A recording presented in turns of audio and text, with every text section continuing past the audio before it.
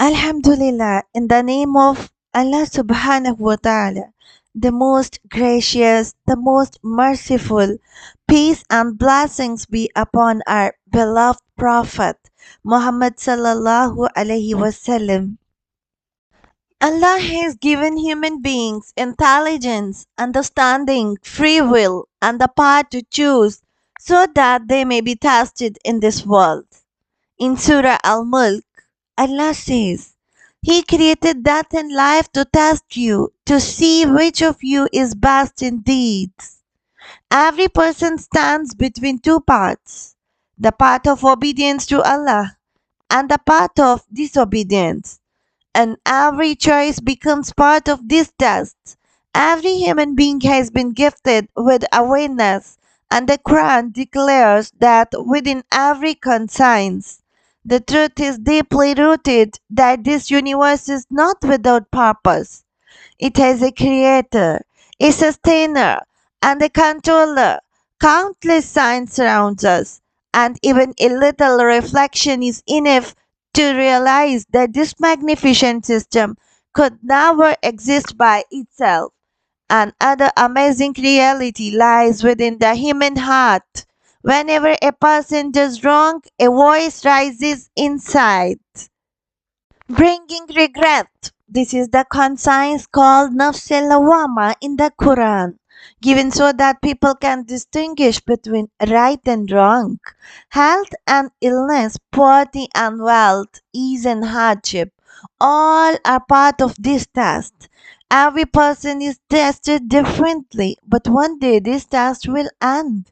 The laws of the universe will change, and that day will be the day of judgment. Then every soul will be held accountable. Those who lived as grateful and obedient servants will be rewarded with paradise, while those who lived in rebellion will face punishment and hell, and no one will be treated unjustly. God has created everything in pairs, not as separate realities, but as parts of one truth that complete each other, like man and woman, thirst and water. If there were no thirst, water would have no meaning. And when thirst exists, every sensible mind realizes that water must exist. In the same way, this world and the hereafter are two parts of life. This word constantly reminds us that it is incomplete. No one wants to die, and eternal life is humanity's greatest dream. Yet, death is the greatest reality, like thirst without water, showing that true fulfillment lies in the hereafter. The Quran teaches that just as everything has a pair, this world is paired with the next. Life has two sides, temporary and eternal. All desires of this temporary life will be fulfilled in the eternal one. Did God create such a perfect system only so people could eat, drink, and disappear? No abilities come without responsibility? Of course not. A day will come when every person will be questioned.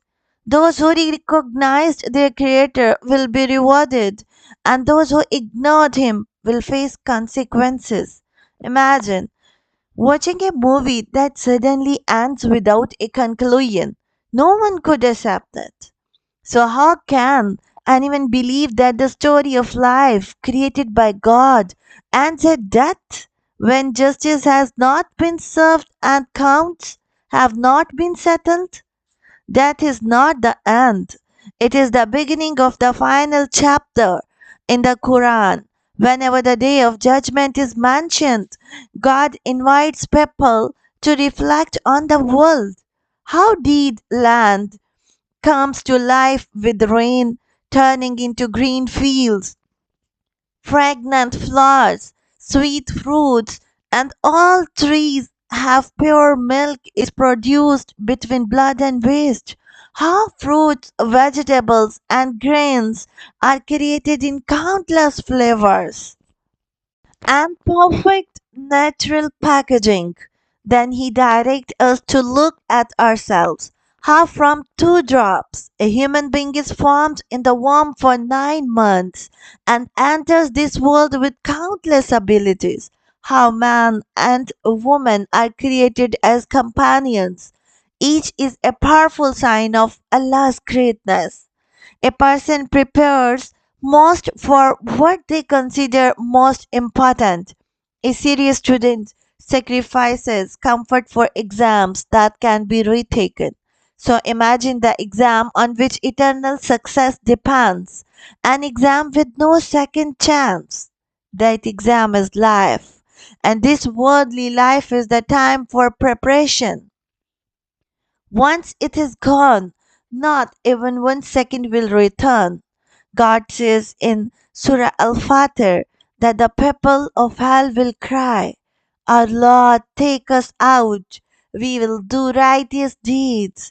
And they'll be told, "Did we not give you enough life for anyone who wanted to understand to reflect?